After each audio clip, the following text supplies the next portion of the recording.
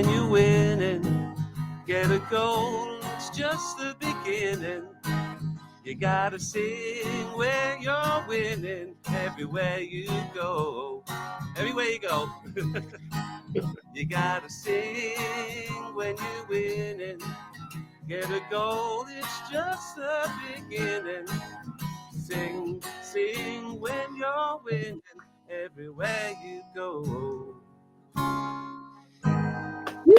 Hello and welcome to episode 20 of the Sing When You're Winning, a Fantasy Football League oddity podcast featuring distant cousins of podcast royalty and a very special guest this week who we will reveal very, very shortly. And waiting in line for the podcast throne once again this week. Again, it's just me and Steve.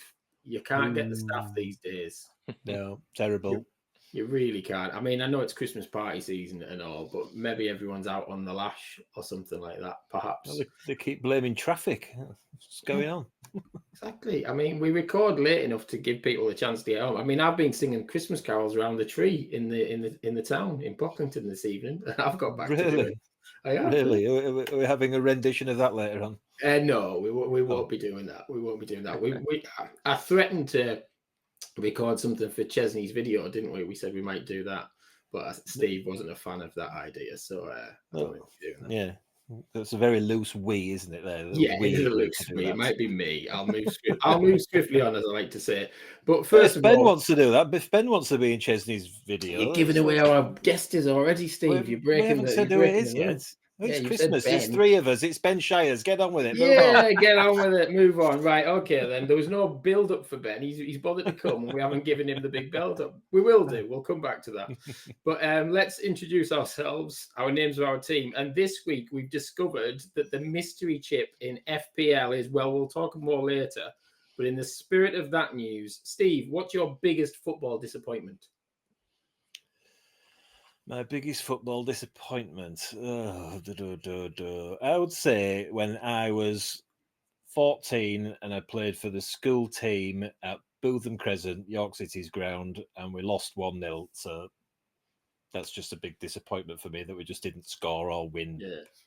But it must have been, I bet you were so excited to do it. Was brilliant, yeah, because the whole main stand, I don't know if anyone's been to York, but the main stand's reasonable size for a small club, and that was full of all parents and school kids and stuff, and it was great. It got to go in the change rooms. It was around about the time York played Liverpool and Arsenal in the FA Cups around then. So we were in the away dressing rooms. I was thinking that I'm in this dressing room where Kenny Dalglish and Ian Rush has been, and Charlie Nicholas and all these people. So it was brilliant. Yeah, awesome. But then we lost 1-0, and it's just a regret for the rest of my life.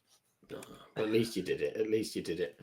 I would say my biggest football disappointment is probably when Middlesbrough lost the Coca-Cola Cup final in 1997, because we were winning against Leicester, and then it went one, and then we lost we went 1-1, and then it went to a replay at Hillsborough, and we lost 1-0 in a forgettable replay, and for me that was gutting. And then the same season we lost the FA Cup final and got relegated because we had 3 points taken off us for not playing against Blackburn. So that's that whole season, although it was brilliant with Ravanelli and Juninho and Emerson and all that, the fact is we had naught to show for it and got relegated. So I think history will tell that was a huge disappointment season. So that's probably mine. But let's introduce our special guest, because I've got it scripted, and then we can ask Ben, who we know what his biggest disappointment is. But this week's special guest is we always use Wikipedia on this, so you can tell me if there's any of it is wrong. This week's special guest is a British television presenter and comedian, currently working on TV channels CBBC and Dave.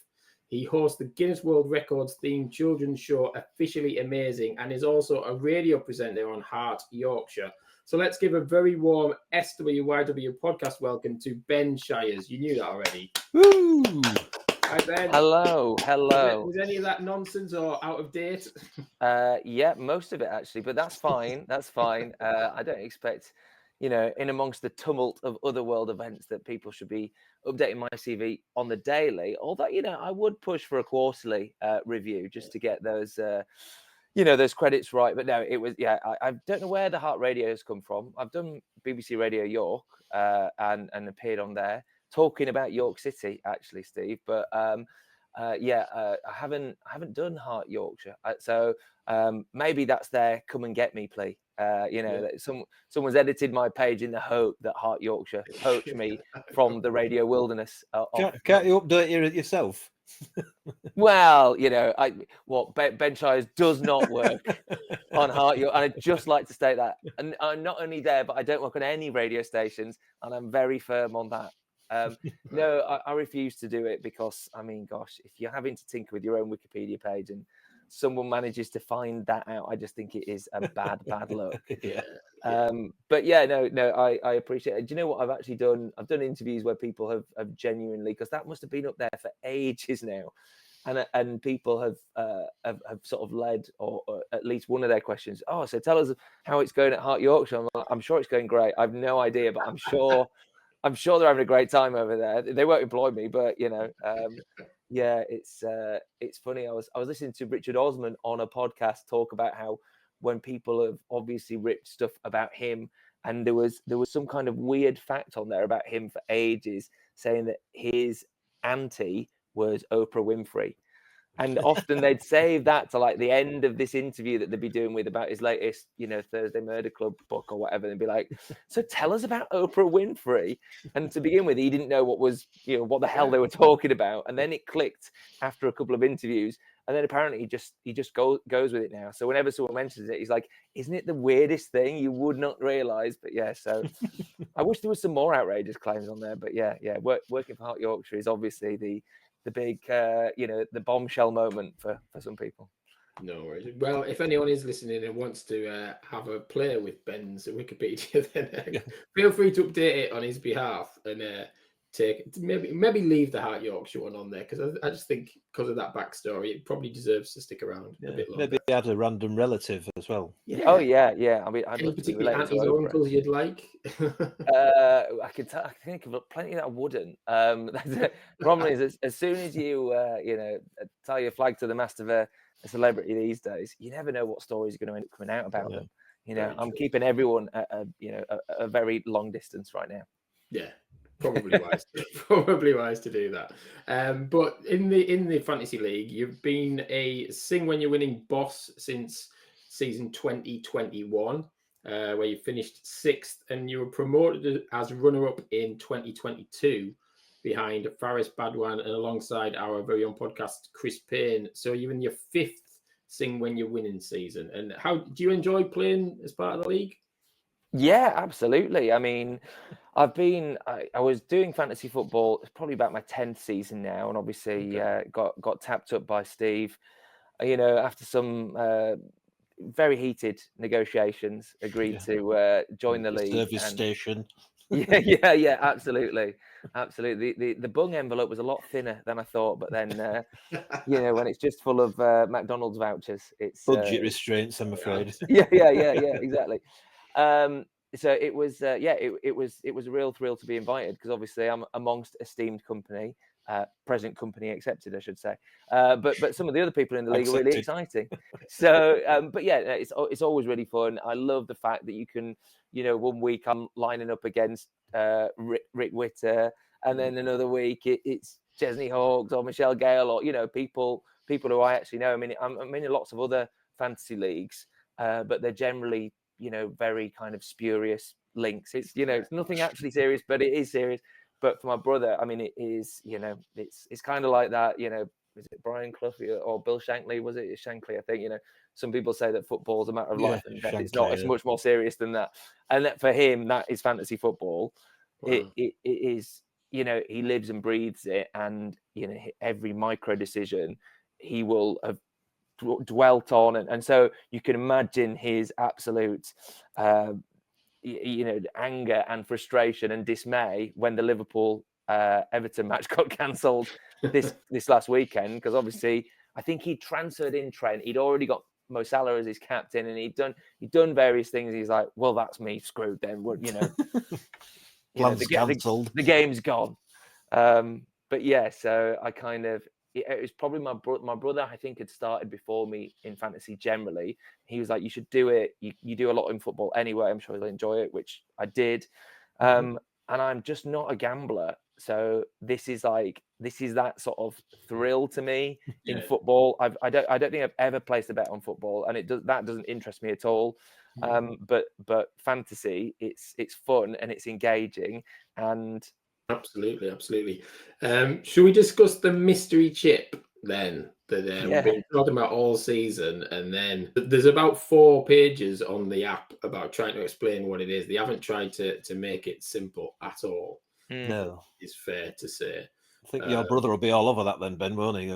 Oh yeah, I mean he's probably been involved in like market testing, or been in some kind of focus group on it or something. Because I mean the mad thing is about that. I mean I'm a firm believer in that good ideas can be explained in one sentence. You should be able to say this is what it is. All right, think of someone who's never even heard of fantasy football before.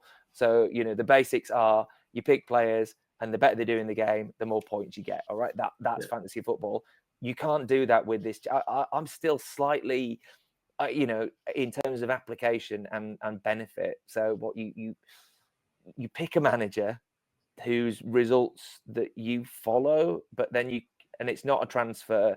But then if you want to change that manager, then it is a transfer. And I don't know. I was reading up on it before this because I assume that we talk about it, and it feels like one of those things where I need to see it. I need to see how it works to know how it works. But of course, at that point, it's then too late, isn't it?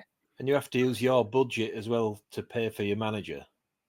You do. Yeah. So you've got to have, if you want a top manager, you need 1.5 million spare in your budget as well. And when you're using it, you have to use it for 3 weeks, but you can't use another card while you're at it. You can't use another chip. Yeah, so if you were to activate the assistant manager chip in game week 24, because that is when it becomes available, you wouldn't be able to use another chip until game week 27. So people who are holding out for obviously the Liverpool games. Everton game, there's going to be a double game week there for Liverpool. You're going to want to make sure that you haven't got your assistant manager sat there when Salah's doubling up that week. And until somebody's actually used it, we aren't really going to see what kind of benefits you can get from it. I know there's put the points up you can get, but whether people are going to come out of it with 3 points or whether they're going to get 20 odd points out of it, then is that going to be worth more than a triple captain? I mean, 3 weeks. That the idea that you can't use it until or you can't use another chip whilst you're using that one. Yeah, I don't like that because any other chip where you do that, it's a 1 week or 1 game week chip, isn't it? And so you get to use that one chip and then and to the exclusion of the others. But with this one, and I'm just thinking about myself here in the way that I generally play my chips is that I keep thinking I'm going to use them, and then it gets to the last few weeks of the season. I'm like, oh God, I've still not used it. I've got to play my triple captain. I've got to do my bench boost, blah, blah, blah. And, if I've still got this, missed the mystery chip, the assistant manager, well, I need to have done those other 3 or there's other chips that I've got to use, like and have 3 weeks spare, 3 game weeks spare. So it's kind of it then becomes sort of you have to be a lot more time aware of what game weeks are going to be less profitable, I suppose, for other things. Yeah, I think last season, as on the running, they were kind of saying that weeks 34 and 37 are generally double game weeks. But then, because of messing around with the fixtures and stuff this year, and then they were saying there won't be as many double game weeks this season. So, until it actually happens, we aren't going to know, are we? We aren't going to know. And I think a lot of people will save, to your point, Ben, I think a lot of people will save this manager one till the end. And then with 3 games to go, put it on one of the potential relegated sides and keep your fingers crossed. Because there's that crazy score, isn't it? If your chosen manager faces a club ranked at least 5 places higher, you get an extra 10 points for a win, or an additional 5 points for a draw. So basically, if someone who's fighting, and if they're playing someone near the top of the table who's probably safe and isn't fighting for Europe, then you could be laughing. It could be a game changer at the end of the season, perhaps. Yeah, it could. But I mean, to me, there are so many variables going on there, and it almost feels like you know, it's moving too many goalpost metrics, if you want. You know, there's too many things to consider. And I'm not saying that I don't like a bit of jeopardy in a game. I think that's great. But when you just start throwing out, oh, you can get 10 points for this and 5 points for that, but you don't really know how it works. And I don't know if you've seen that new football league that's coming over from Germany, and they've got all these like high profile backers. I can't remember who. Is it like Matt Hummels and someone and Thomas Muller or something pioneered it? And it's sort of five-a-side masters. So lots of ex-players. I think last season they have like celebrity and football managers of these teams. But so not only is it kind of like, I think, indoor and with fewer players, but then there's kind of all these wild card rules that come in. So like, you know, last 3 minutes keeper can't use the hands, or, you know, or long range goals count for double, or that kind of thing, because they're like, sport is entertainment, and we've learned that this is what people want, and therefore this is going to get more bums on seats for the people who traditionally say, oh, football's boring, or not enough happens, or blah blah blah. This game guarantees that stuff happens. But then to me, it's not the same sport. It's just using football as the platform, then, isn't it? It's sort of saying, you know, we've created something new. And I kind of feel like with fantasy, you know, they've got a really good formula that works for people, but you start putting all of these variables in, and all of a sudden it sort of draws away from the tactics and the sort of the planning and the enjoyment that people get from that. It is a game for you know, it's a long game, isn't it? It's about thinking ahead. It's about preparation, and you know, we all make missteps and mistakes, but you take that on the chin, because you know that you know, you've got a chance to improve next week. But if that next week, unbeknownst to you, someone's got this assistant manager thing going, and you didn't realize, you know, like let's say in a head-to-head game, someone could end up quite easily, I don't know, double digits way ahead of you because of this chip that people are getting to grips with. It just feels such a big thing to introduce, is my take on it. Yeah, no, I agree. And I think last season they were bringing the challenge game out, weren't there? And I think it's still going on this year as well. But I wasn't a great fan of that either. But this seems like the sort of thing that should be in that, really, rather than why mess with something that already works. And like, it also has a different implication on it. It's all right having it for a classic game, but like you say, in a head-to-head league, it completely changes things, because then you're going to be getting three weeks in a row. You're going to have a boost at you, and especially in our leagues when you might get relegated, somebody might be desperate for those points. Hopefully not me. Jamie, perhaps you're nosediving down your division. Hey, I won at the weekend, so let us not forget that. I bouncing back is that Everton Liverpool game getting postponed. I was cursing it, but it was the best thing that happened to me, because I captained Palmer, and he came good. So that was.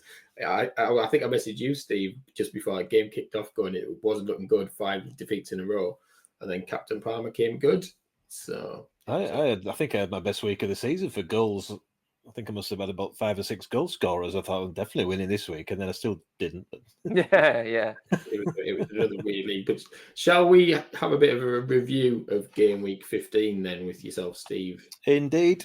So we'll start in the Premier League, where Ben plays as well.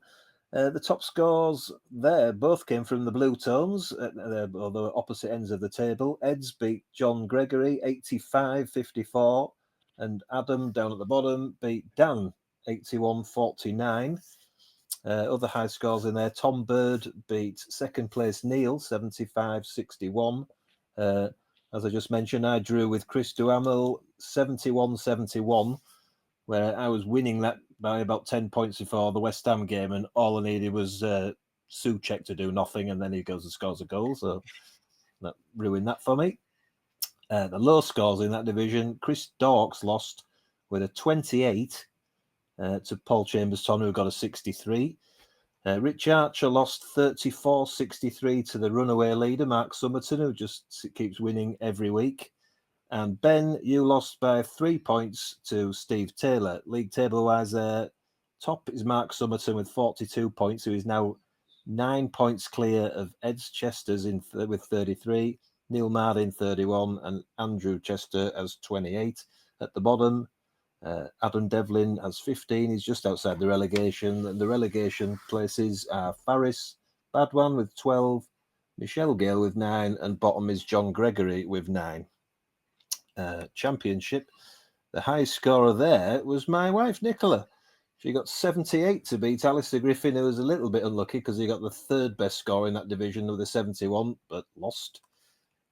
Second best there was Mark Morris. He got 75 to beat Stu Dunn, 61.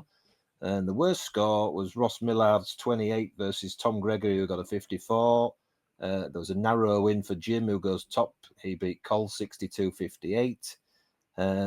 A special mention for Joe there. He lost 43-55 to Carl.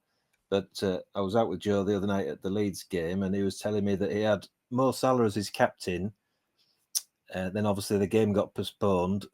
So he brought Ollie Watkins in the week. And his vice captain was Palmer, but he decided to give the captaincy to Watkins, who got him 2 points.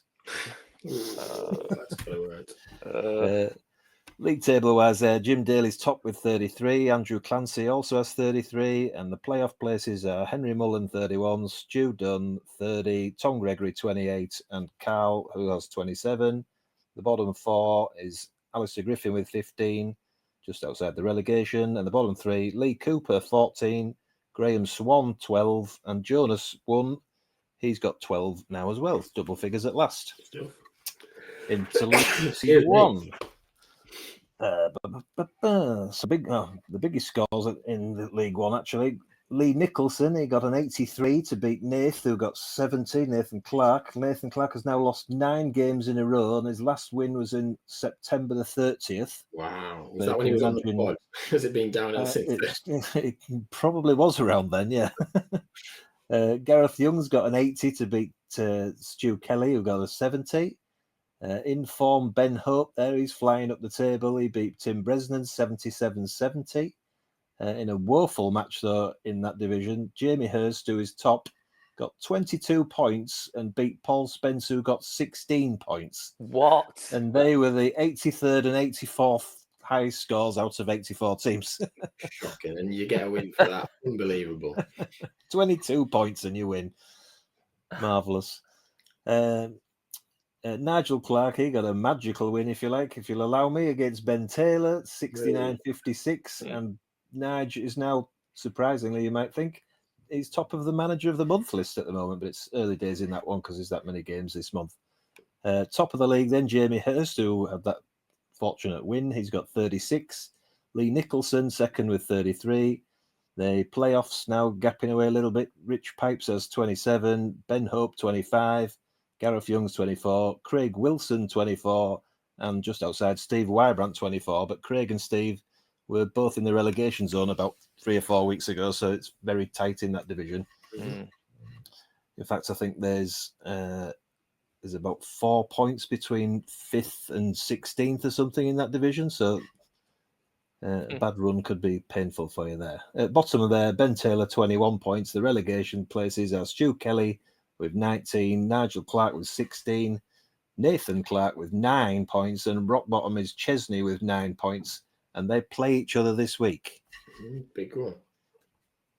And the Conference League, the highest score the highest score in the whole league, in fact, was from Indiana Hawks. He got 88 to beat Alfie Witter, 69, and Casey Hawks beat Duke Witter, 71-57. So it's a bad day for the Witters against the Hawks there. Second best score in that division was from Neil Robertson, who's starting to cook a little bit now. He's got 78 to beat Becky Bass, 44. Natalie Pike beat Ben Halliwell in a top of the table clash, 71-41.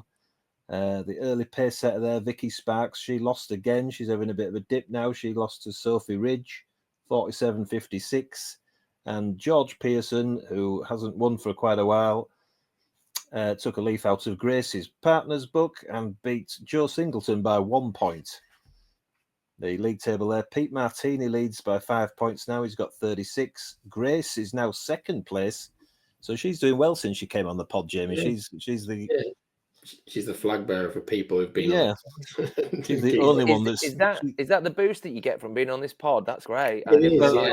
Only for Grace, Ben. Everyone else has been on losing streaks. Oh, brilliant. game. She is good at this game. I think when Alistair Griffin came on, he was manager of the month and he'd won every game, and then he lost about 6 in a row, and he's now in the relegation. So. Perfect. Well, I'm already on a losing streak, so maybe I'll get double losses or something. Great. Third place there, Ben Halliwell, 31. The playoff places are Duke Witter with 30, Natalie Pike with 29, Vicky Sparks 28, Neil Robertson's now in the playoffs, 27 points. And the bottom four, Paul Tonkinson, who's now got 12 points. Becky Bass has 10 points. And Adam Constive with 9. And rock bottom of the whole league, Chris Murray with 6. But Adam and Chris also play each other this week. So a couple of El Sakikos this week. Great stuff.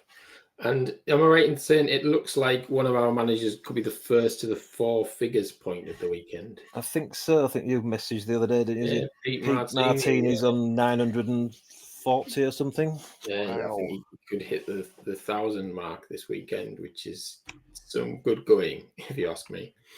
That is very impressive. And Pete was in the league a few years ago before he retired because he was useless, and now he's just come back and he's doing all right. So, yeah, how long it'll last, I don't know. Great stuff. So let's have a look ahead to 3 games. We do this every week. Ben, we pick 3 games from the upcoming weekend, and we have a bit of a chat. We've been doing all right with predictions recently, I think. Have we? Yes, because Lee randomly predicted the Spurs beating Man City, and I think a number of us said last week that Chelsea Spurs would be silly, and it'd be like 4-2, 4-3, or something like that. So, so you never know. The 3 games I picked this week, though, our first one is Newcastle against Leicester. Pick that because Van Nistelrooy seems to be doing a bit of a good job, bit of an instant impact. Do we think Leicester away at Newcastle, though? Do you think you could keep that going? Difficult place to go for him, isn't it? That, but yeah, they're doing well, aren't they? Really, so far. I will go with a 2-1 to Newcastle. 2-1 Newcastle. How about you, Ben? Yeah, I've got to say, I think the pressure's going to start mounting on Eddie Howe now. I saw Alan Shearer had written a think piece today, actually, about how the progress seems to have stalled there in recent weeks, and all that kind of promising build up. Particularly the season before last, and then they were playing Champions League football, and it all seemed to be moving in the right direction. And now it looks quite stagnant in the middle of the table for them, doesn't it? And they're not getting some of the. I know they've had some good results this season, but also some not great results. And they have to get back to winning ways, and particularly at St James's Park. So I'm going to say 3-1 Newcastle. 3-1. I think there'll be goals. I'm going to go 2-2. I think there'll be goals at both ends for that one, because again, I don't think either of them are brilliant defensively. Leicester seem lousy defensively, so Newcastle will score. But the way Van Nistelrooy's got Leicester playing, I think it could be 2-2. I'm going for. The next game is the biggest game of the weekend, obviously. Man City, Man U. What do we think? We'll start with you, Ben. Well, I was speaking to my brother-in-law about this yesterday because, sadly, we have to communicate via our solicitors because he supports Man United. But, it's... we always have a bit of banter. Me being a Leeds fan, him being a Man U fan, and I always say to him, I'd rather be a better team in a worse league than a worse team in a good league. Because there's no fun. There is no fun, whatever league you're in, to losing games and to not playing very well.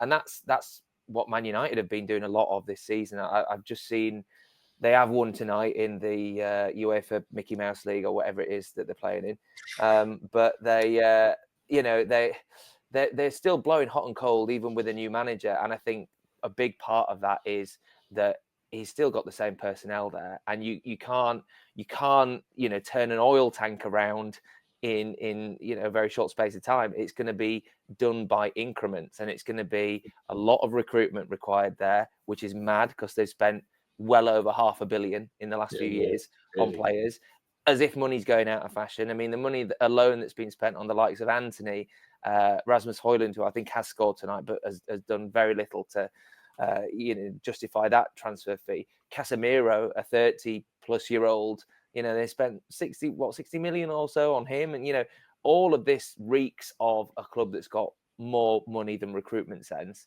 And it needs a complete strip back and overhaul. Having said that, we're talking about one specific game. Man City have been on a terrible run. One win in 7 or 8 now, is it? I can't remember. It's like, Guardiola's worst run in his whole career. Man City's worst run since, I don't know, early Premier League years, probably beyond that. So I kind of think that could end up being a draw, because I don't see one team. City are going through a terrible run, but they're a much better team.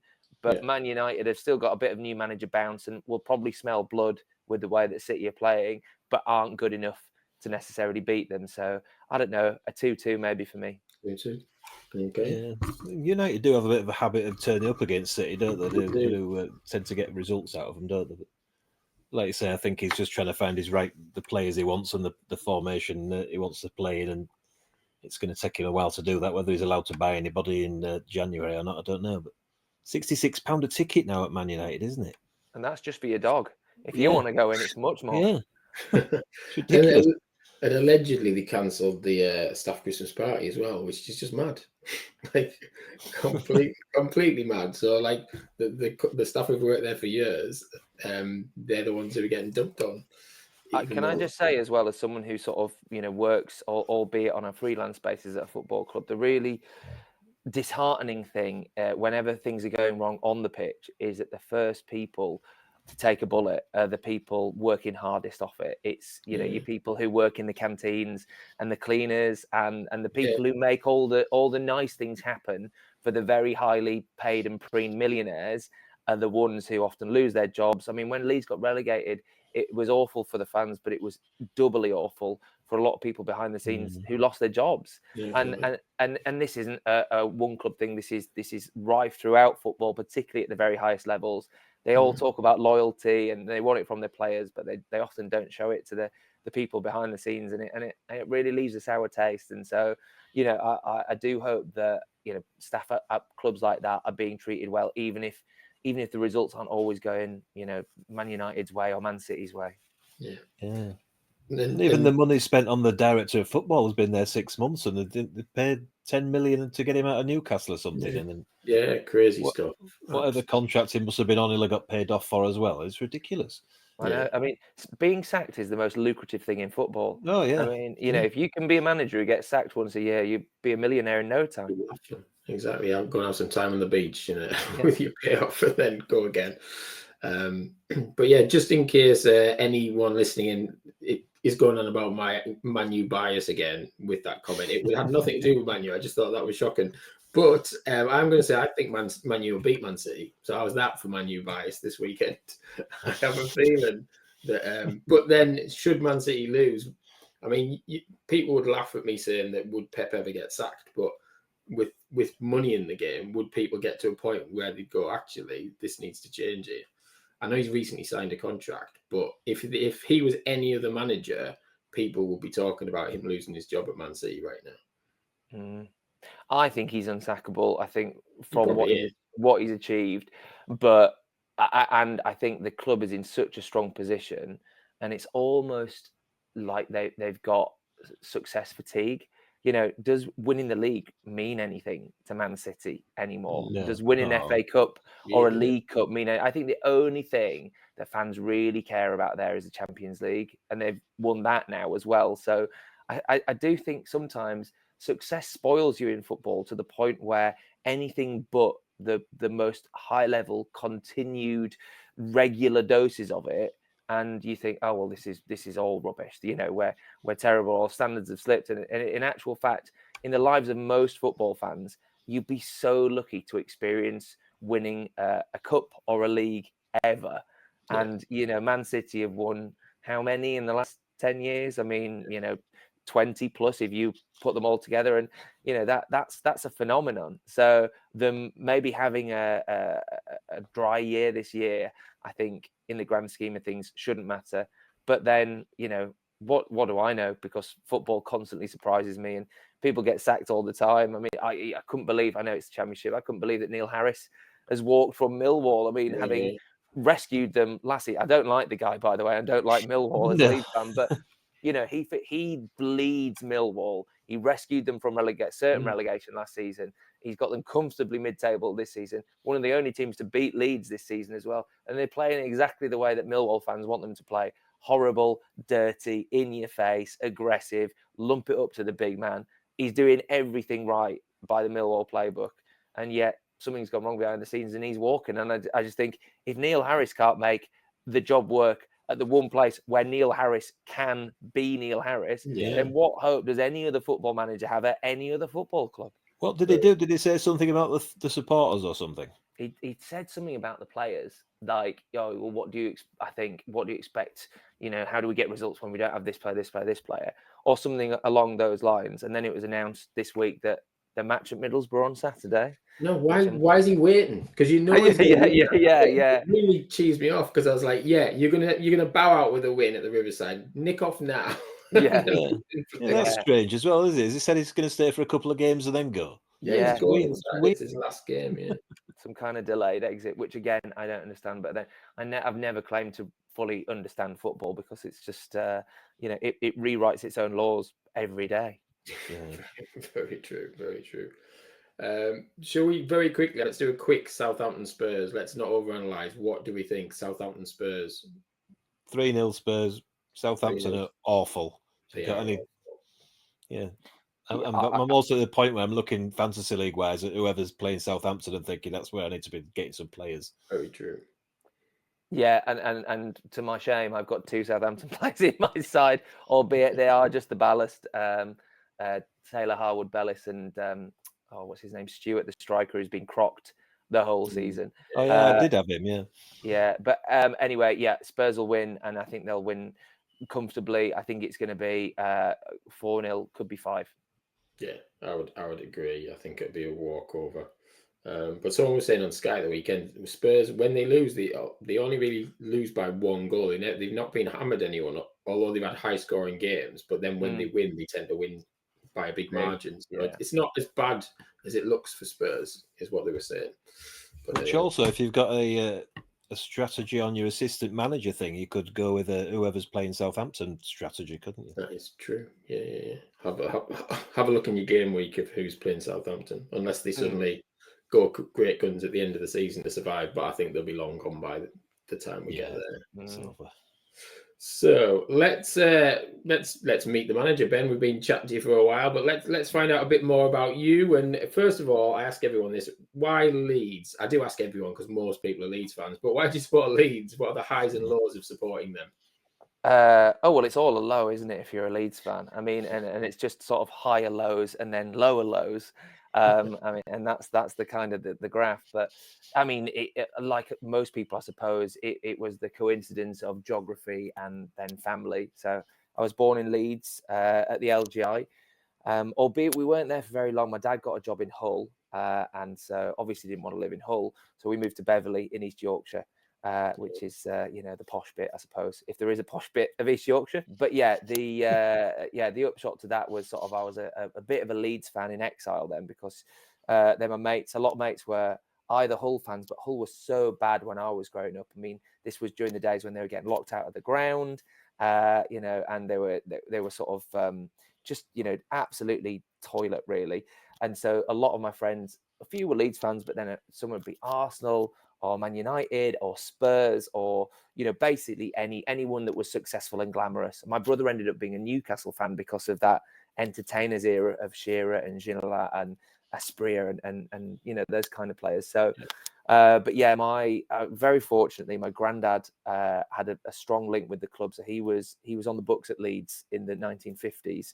Cool. And played in the unders and then the reserves and was in the same sort of cohort as Jack Charlton. So he knew him very well, and his best mate at Leeds was the late great John Charles. So he never made the grade at Leeds, sadly. I mean, he's a lifelong Leeds fan, but he ended up playing at Bradford Park Avenue for his career and was there until he's about 28. And then, as a lot of players did in that era, got an injury that he couldn't recover from, and ended up working in aerial platforms, which I'm sure you know all about. But for those who don't, the massive big cherry pickers that are used to build skyscrapers and football stadia. So he ended up building some of the stadiums around the country. But he did, during his career, he played played against, he played against Bobby Charlton and Duncan Edwards at Man United. He played against Jimmy Greaves. I've got a signed program from when Bradford Park Avenue drew Chelsea in the Cup and played down at Stamford Bridge. And it's when Jimmy Greaves was having one of those phenomenal seasons. And a great picture of my granddad watching the ball just fly in, and Greaves has just thwacked it. So, yeah. So he just imbued his love of football and Leeds United into me. And I didn't realise at the time that not everyone on Leeds games got taken into the players' lounge. And, we'd often be, at the game with John Charles, or we'd be hanging out with Billy Bremner or Jackie Charlton or all these players. Sometimes I'd sit in the stand and there'd be like some guy next to me that my granddad was chatting to, and it was George Best. But I just didn't know because, I was like 8 or 9. And I didn't appreciate that at the time as much as I would have done now.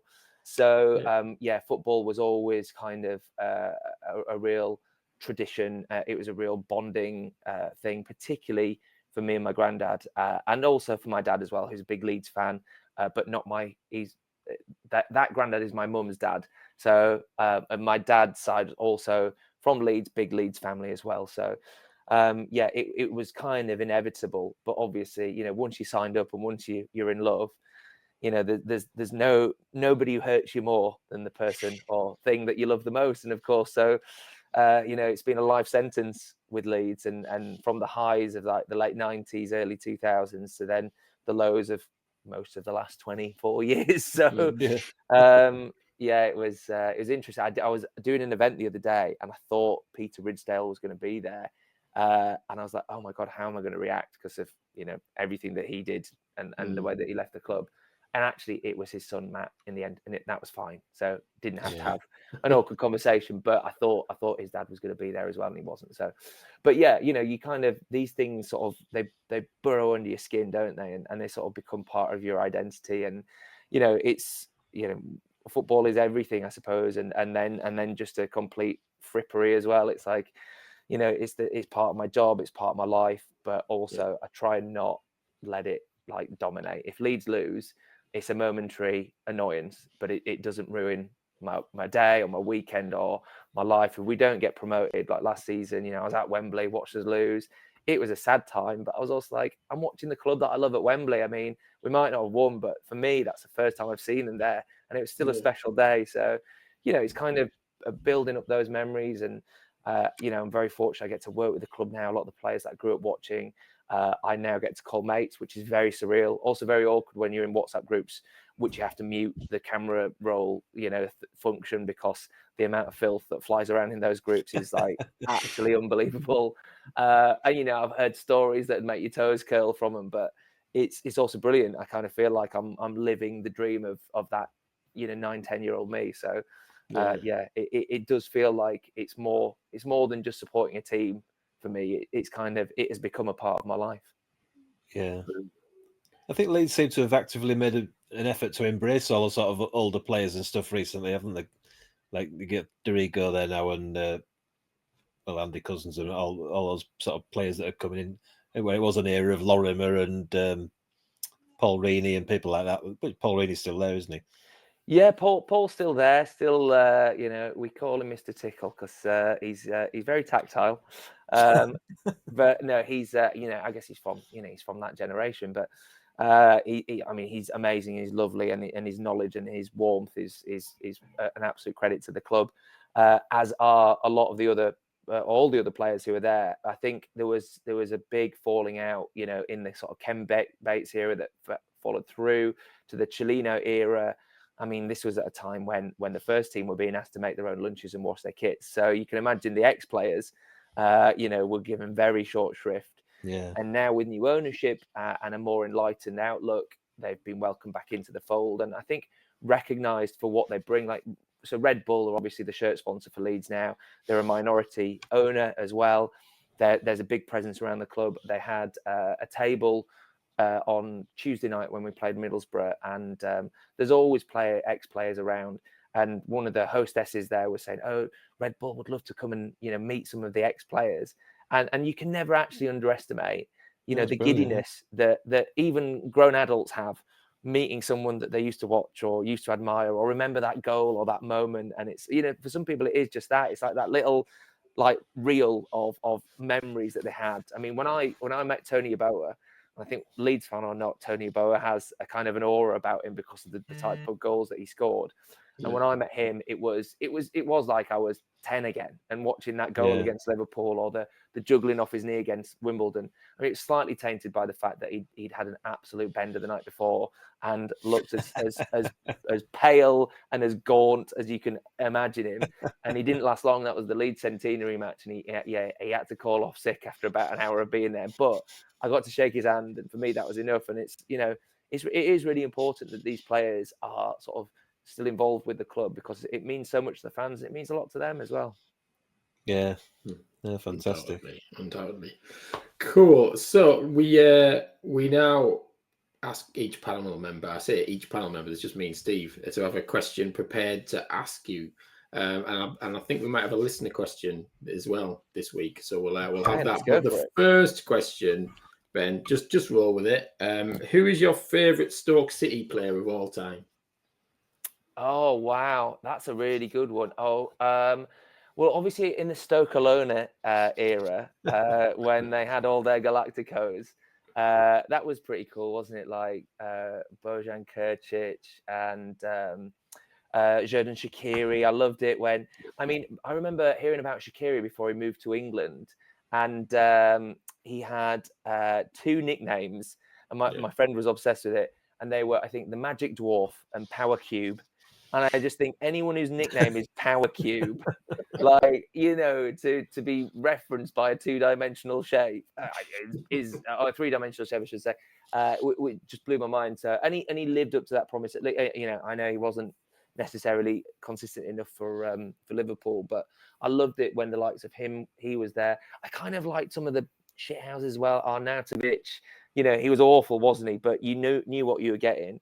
But then I think for I just, you know, I'm a Leeds fan. I'm drawn to cult heroes. We've had plenty of them. I think Peter Crouch. Can you really look beyond Peter Crouch? He was, when was he at Stoke? I forget his era. About 10 years ago. Yeah, isn't it? but like he, you know, I'd probably pick Peter Crouch at any club, because the stuff that a man of that proportion and body type and spindliness. I mean, if you put his silhouette up, you'd think he was, you know, someone, you know, doing a Halloween character. He just has not got the physique of a footballer at all. So the fact that he played at the very highest level, he scored multiple goals wherever he was on the international stage, Europe, you know, Premier League. What an incredible ability! What faith that everyone who picked him throughout those years, you know, they obviously saw something in him, and he repaid that. So it's got to be Crouchy. Nice one. Well, that's got to be the most comprehensive answer we've had for last week's guest question ever. That is definitely. I like the way you rolled with it well. Thank you. And then the other quick question I've got, and there's going to be a theme towards the end of this podcast.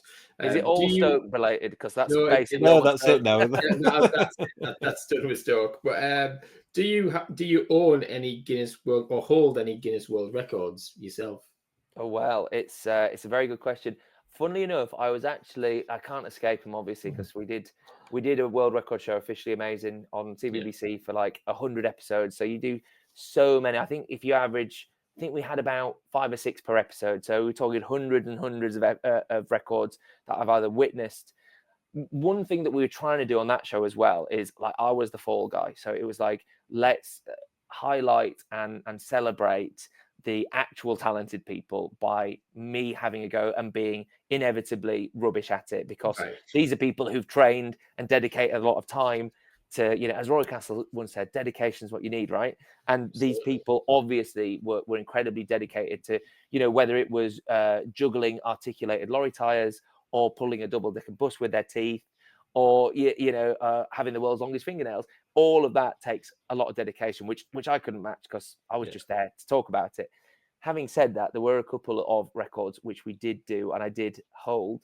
One of them was for the most tennis balls caught in a boxing glove in a minute. Held that, you know, highly coveted record.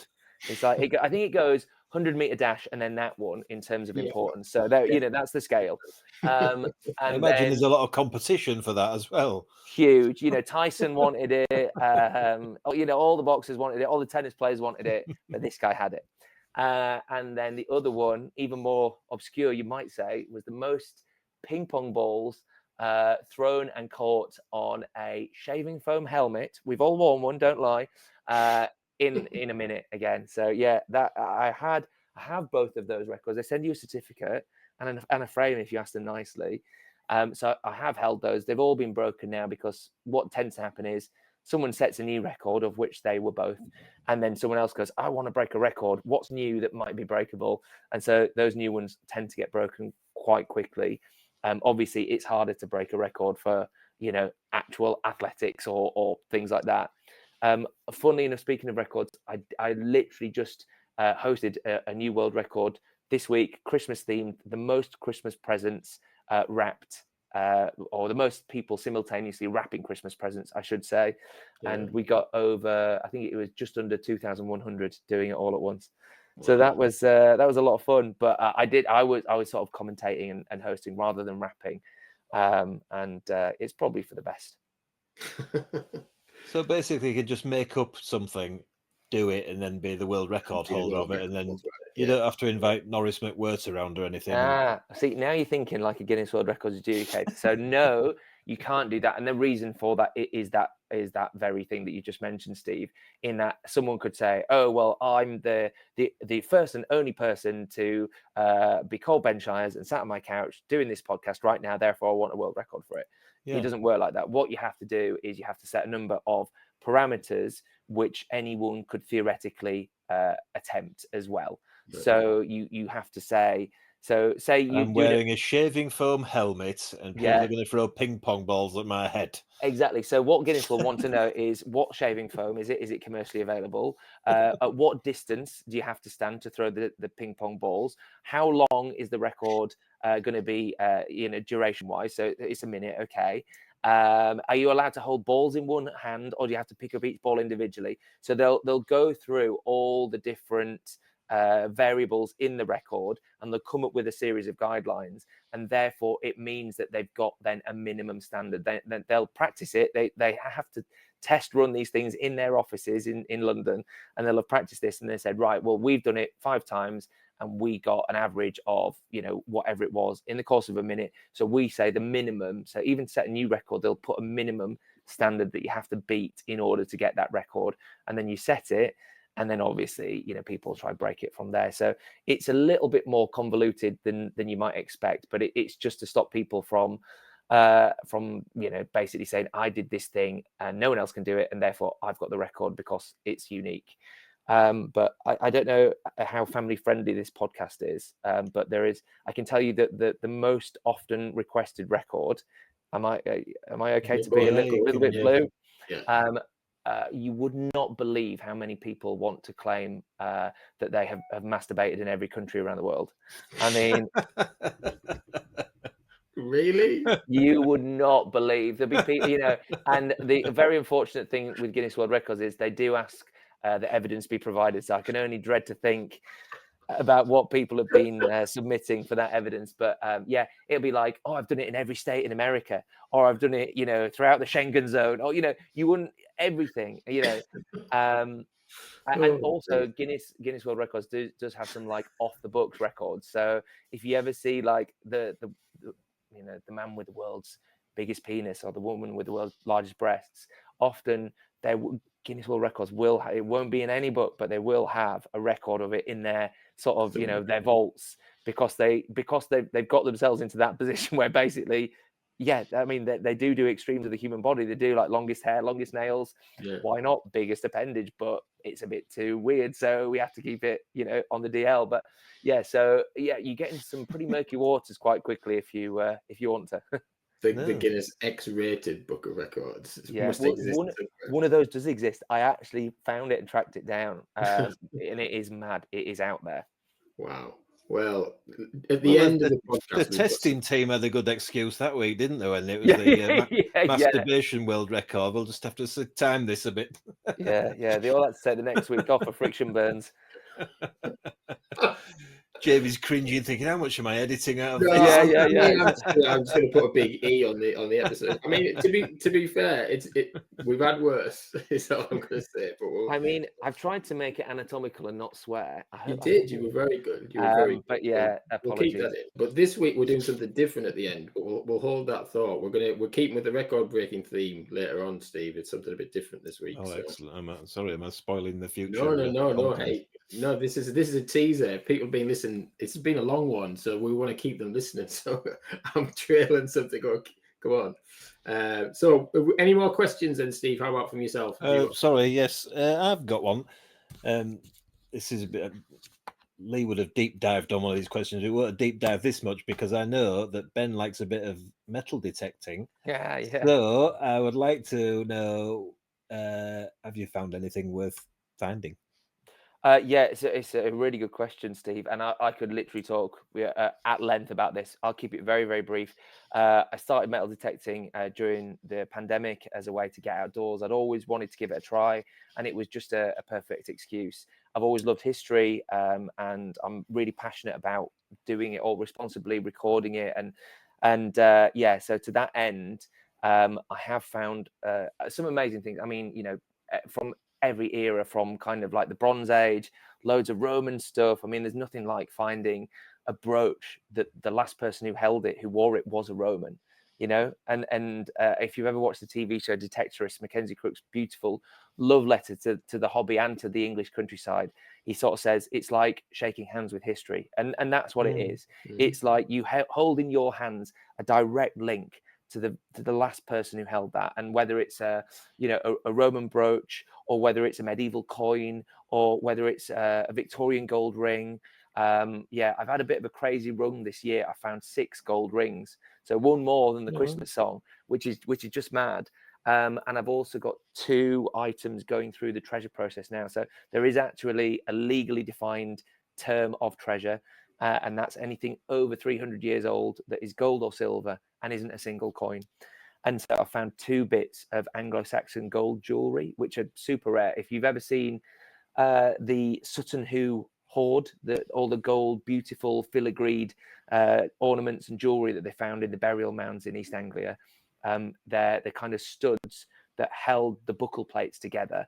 That's all I found. I wish I'd have found more of whatever they were attached to, but even to find something so exquisite made of gold in what used to be known as the Dark Ages is a real thrill. And then that goes, one of them's already been claimed by a museum, so I get a very small payout, and a couple of £100, but it's going to be admired and studied and displayed, and I hope the next one is the same as well. So yes, I've been very fortunate and found a lot of stuff, but genuinely, I know this sounds so corny, but it's sort of helped me to, I don't know, it's just an escape. It's the most serene and peaceful and sort of balm for the soul that I've ever experienced. So yeah, I get a lot out of it.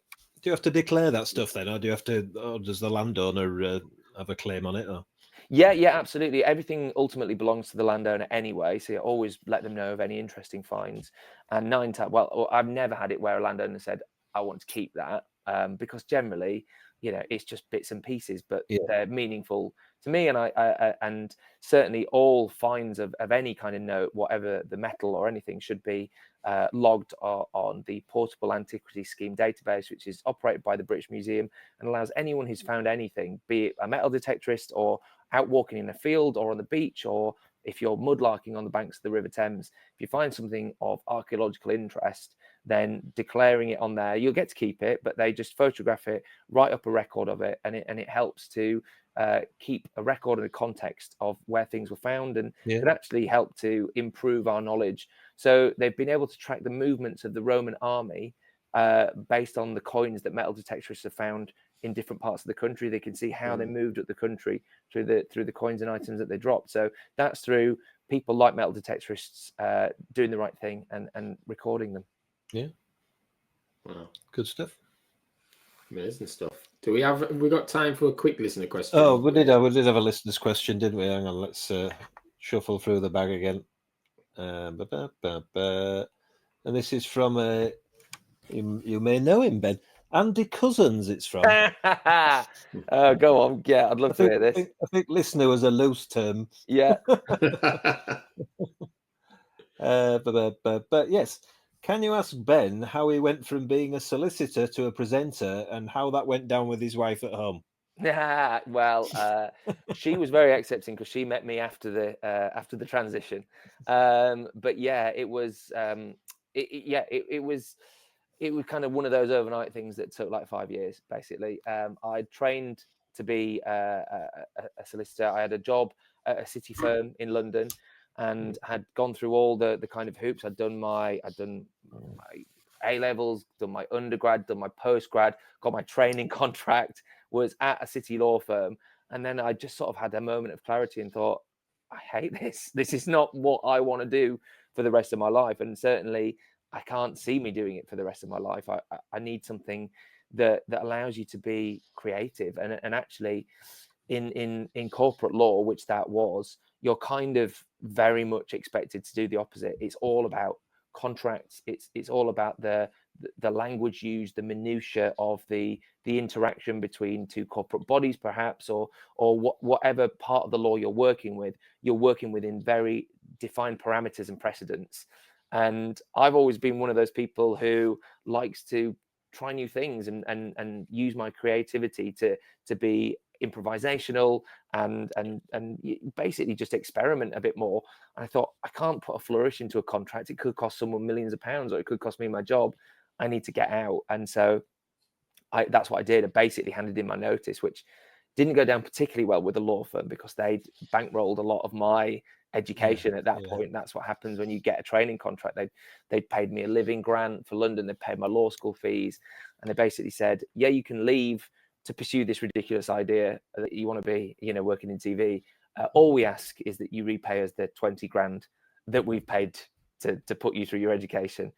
And I was like, well, that's not going to happen because I don't have 20 grand. So either you can keep me on and I will turn up at 9 a.m. and leave at 5, my contracted hours every day, and I'll leave at the end of the 2-year contract, or we can just call it quits. And they had to have like a little discussion in the corner of the room. They came back and they were like, we wish you all the best. So they basically let me go. And I was like, God, I would have been such a great lawyer. I mean, I basically just took my way out of 20 grand. But they trained you too well. Yeah, exactly. Yeah. The Padawan becomes the Jedi. But so yeah, I was able to walk away, and I was like, brilliant, I'm free. Oh God, I'm unemployed. And so I knew no one in the TV industry. I had no contact. I had no experience even. I just started working I worked at the Royal Festival Hall on London South Bank, and I was doing everything that I could to get work experience, and I was working for free a lot or just expenses. Eventually pulled together through I had a deal with this was back in 2009, 2010. So the Wild West days of YouTube. And I had a deal with a company that were making kind of YouTube videos at film premieres and charity events and anywhere there was a red carpet and celebrities. And I got to ask all their questions. And then I always was allowed to ask one or two of my own questions to put on a video reel. They call it a show reel. And that's what you use to get auditions. And so I basically got everyone that I worked with or interviewed to say something awful about me. So it was like Rob Brydon, Dara O'Brien, James Corden, the list goes on of all these people that I was doing interviews with. And then at the end I said, could you just say, my name's Ben Shires, could you say something awful about working with me? Just make it up, be as mean and as wicked as you want. And then my show reel was just all of these big names going, Ben Shires is the worst. Never work with him. He's unprofessional. He smells. I've heard awful things about him. And luckily, and my idea was that'll grab someone's attention. And luckily it did. I got an agent off the back of that. I had a successful audition for the Officially Amazing World Record show. And then, it all sort of went from there. And then once I was working in TV, I sort of let a lot of people know that I love football. And so that's when I started doing Match of the Day Kickabout, which was like CBBC. And then I started working on Match of the Day and Football Focus and with the Premier League. And then I got the call to do Celebrity Mastermind and picked Leeds as my subject. And then that's when Leeds United came. after that aired, and I got all my Leeds questions right, and it became a bit of a thing where, you know, everyone was sending it round. I did a few interviews about it, and then that's when I started working with Leeds. So yeah, it was, but between me sort of quitting law and then I'd say earning enough from kind of my presenting work, it probably was a good sort of 4 years of, you know, I was still working part-time a lot of that, you know, kind of selling ice creams and programs and giving tours of the Royal Festival Hall. But, you know, it was because I wanted to pursue the dream, I suppose. Is the CV going in for the match of the day job then? Yeah, absolutely. Yeah, I can. I honestly, I think it'd be a really, really tough gig. It is a tough gig, and I think it's a bit of a poison chalice as well, because whoever comes in is going to get all the brickbats. Oh, they know Gary Lineker, or that, you know, I mean, well, firstly, I don't think I'd be the right hire for the job, but secondly, I really do think. I mean, obviously, I would say yes, but I'd say yes with great reservations, thinking this. I'd be lucky to get 6 months before, you know, you just get hounded out, because, you know, that's the way that the public opinion is these days. You know, people take against someone or something, and then all of a sudden it's a thing, and blah blah blah. But yeah, I'm one of those boring TV people who doesn't have any skeletons in the closet. I don't think, anyway. So yeah, so I wouldn't be worried about anything like that. I think it's more just that people are just really awful. Saw that Barry Keoghan had left Instagram. Instagram's meant to be the nice one. He's left Instagram this week because of all the horrible comments that he's been getting. I think after he split up with, was it Sabrina Carpenter? I mean, I'm pretending like I know who these people are, but basically, famous Hollywood actor splits up with famous singer, and he got absolute dog's abuse. And I just think that's the world now. You know, I've been really fortunate to work mainly in sort of kids and family entertainment, and people are generally nice. And when they want to talk about your work, it's largely positive. I can only imagine how grinding and soul destroying it must be to get pure strangers just spew bile in your direction on the daily. It must be awful. Yeah. Absolutely. Well, now you've been on this podcast, just wait for it to happen. Oh, well, yeah. This is the launch pad I've been waiting for. Millions tuning in. Obviously. Let's play a Sing When You're Winning Superfan. Yes. So each week we test our guests' footballing knowledge and see how many questions they can get correct in 90 seconds. Now, I must say up front that we use ChatGPT for this. So it provides a lot of interesting questions. It throws all sorts of stuff up, and sometimes it's nonsense. So if that were to happen, we would pause, obviously. But so yeah, we have 90 seconds, and Steve will do the time. And you have, is it 6 to beat? Is the record? I think the record is 6 to beat. Yes, and that's held by Alistair Bruce Ball, Grace Maloney, and Joe Derrick.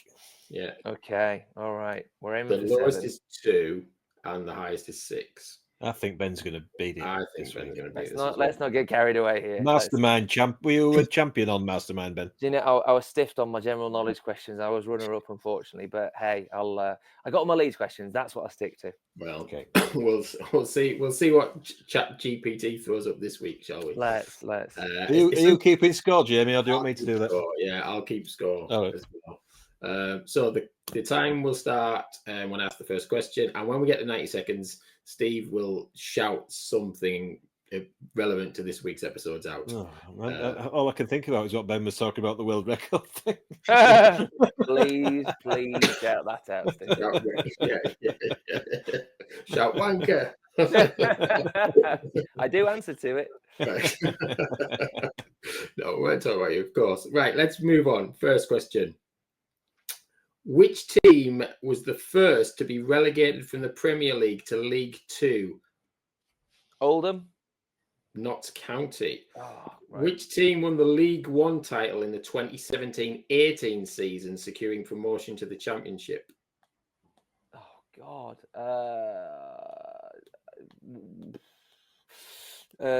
Derby. I don't know. Wigan Athletic. Oh, I gotta say Wigan. Go on.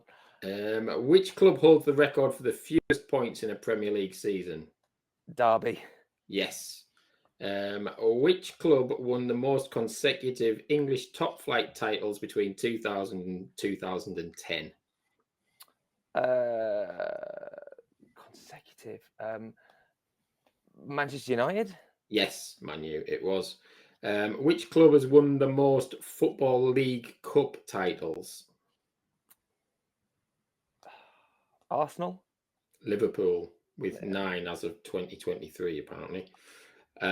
Which club featured as Premier League runners-up in 95-96, despite leading the table at 12 points at one stage? Newcastle. Yes, that was them.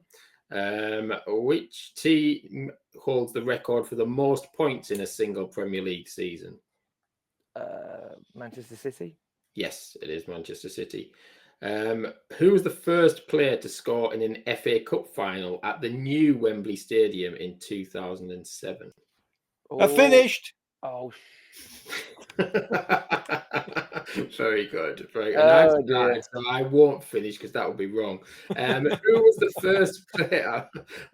Who was the first player to score in an FA Cup final at the new Wembley Stadium in 2007? Oh gosh, I can't, oh. I'm trying to think which team was in it, which teams were in it that year. I know that Liverpool won it the year before when they beat West Ham. Who won it in 2007? I'm gonna say it was Man United and Ronaldo. Apparently, it's Steven Gerrard and Liverpool. Oh God. Oh, So maybe I was out by a year. Yeah, well, they did win it the year previous. They did win it at Did they win Cardiff. it consecutive years? Yeah, I remember that. I remember watching that when I was studying for my uni finals in 2006. Well, I should have been studying for my uni finals. Yeah. Oh well, a very middling performance there. Do you know I know everyone says this, but I was going to say Wigan for that promoted team, and I said Derby, obviously, and I was thinking Steven Gerrard there as well, and I talked myself out of that. So, lesson to myself: go with your gut.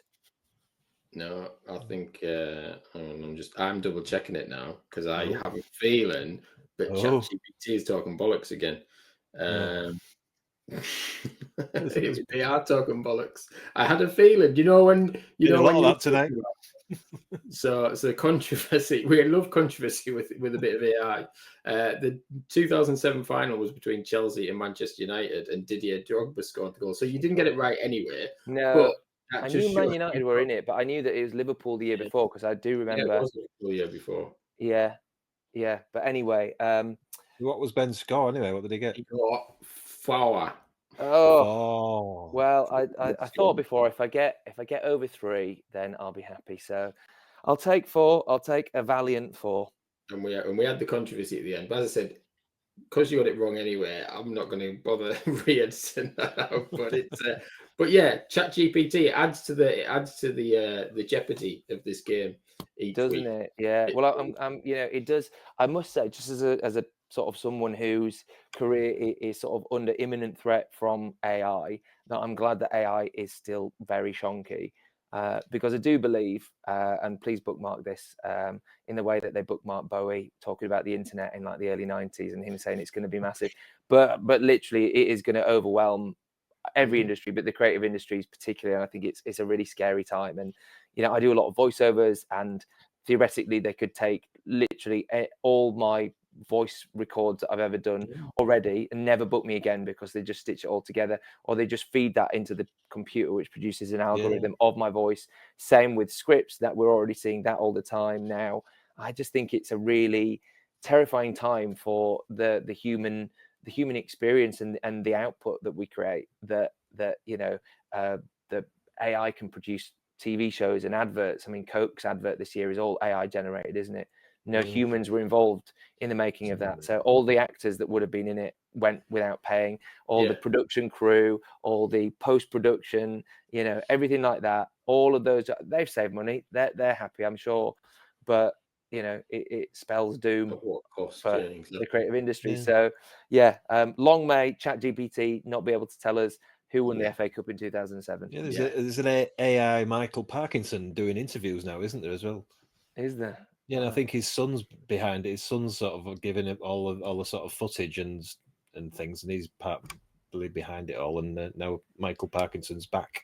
Don't you think that's so depressing? I just find that genuinely, Yeah. like, are we no better than reanimating the corpse of one of our much loved interviewers? I mean, Yeah, the world moves on. Yeah, and it's not a Parkinson interview; it's like a tribute act. It's it's an imitation. So, absolutely. Anyway, I mean, I don't want to end this on a really negative note. No. I'm sure that AI will actually, do some amazing things as well. I just hope that we can find a way to have both running in parallel, as opposed to it just suffocating creativity, which it has the ability to do.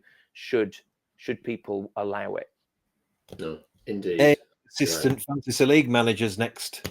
Well, do you know? I bet you aren't that far from the truth. It will have been talked about at FPL Towers. I'm telling you that now. So let's hope that doesn't come in. Indeed. Right, we're well into injury time now on this week's pod. So let's have a quick update on Bletchley Scott, who are the under 15 boys team that we sponsor. I don't know if you're aware of that, Ben. The league. Yes, I am aware. Very good cause that. But yeah, unfortunately, it looks like they were postponed again at the weekend. I was going to guess that. Nah, they were postponed because who played at the weekend at that level? They're away in their last ridiculously long Christmas break at Olney Town Colts this weekend. So we'll keep our fingers crossed and say, come on, Bletchley. Yeah, come on, Bletchley. Come on, Bletchley.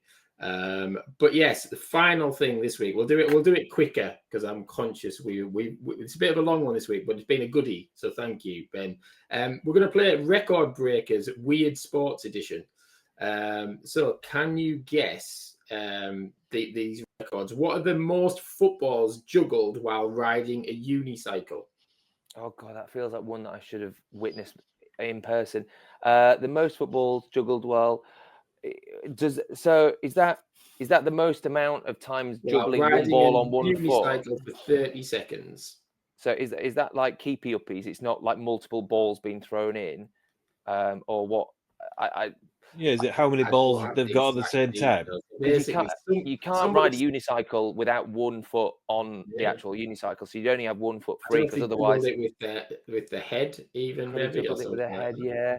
I mean, if it's with like multiple balls, I'd say the maximum you could do then is two, one with a foot and one with a head. Well, but if it's go on, 20, 12. Oh, apparently they said Ashrita Furman from the USA set this odd record by juggling 12 footballs while riding a unicycle for 30 seconds, which I just think is almost impossible. Oh, hang on. He's not juggling it with his feet. He's juggling it with his hands. Must be his hands, yeah. Right. So I'm thinking he's like doing keepy ups. No, but obviously if he's juggling it with his hands. Then because you couldn't really do the keepy ups. That would just be a mess, wouldn't it? Well, when you said juggling footballs, that was my, your brain immediately goes. That's how you juggle a football. Unless he also had the world record longest penis, and then he could have been using that to balance. He was waving that like a lasso. I mean, he could have done. Here's an Ashrita Furman fact for you. He holds the unofficial record for the most world records broken. That's his thing.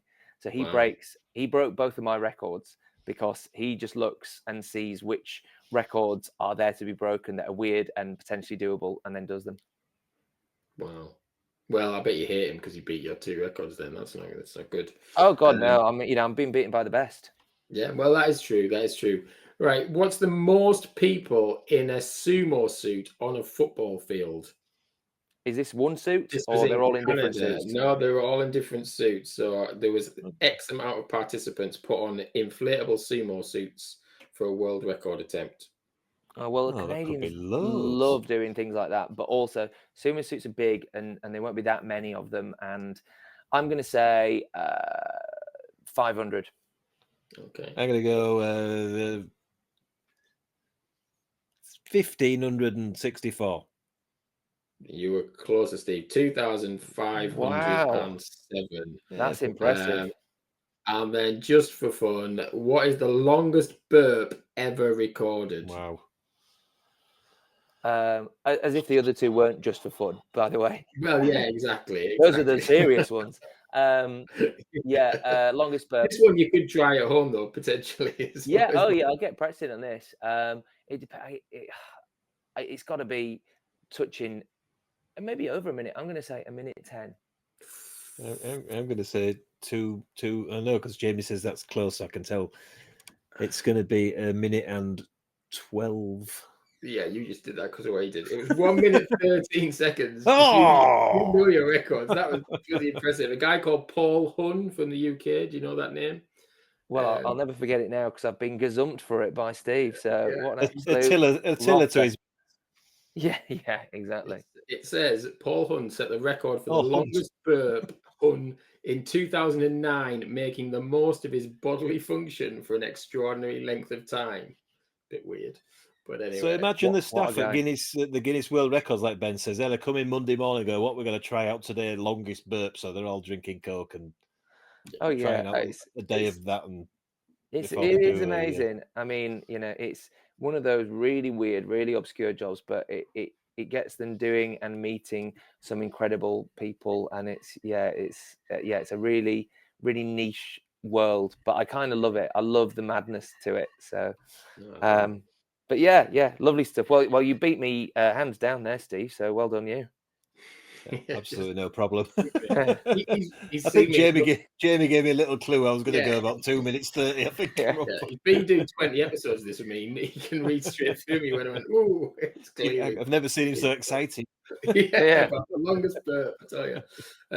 Anyway, and that is a wrap for this week's show. So you can follow us on Twitter at SWYW_FPL. If you're watching this on YouTube, why not leave us a comment or tell us how long you can burp for? We might talk about it next week.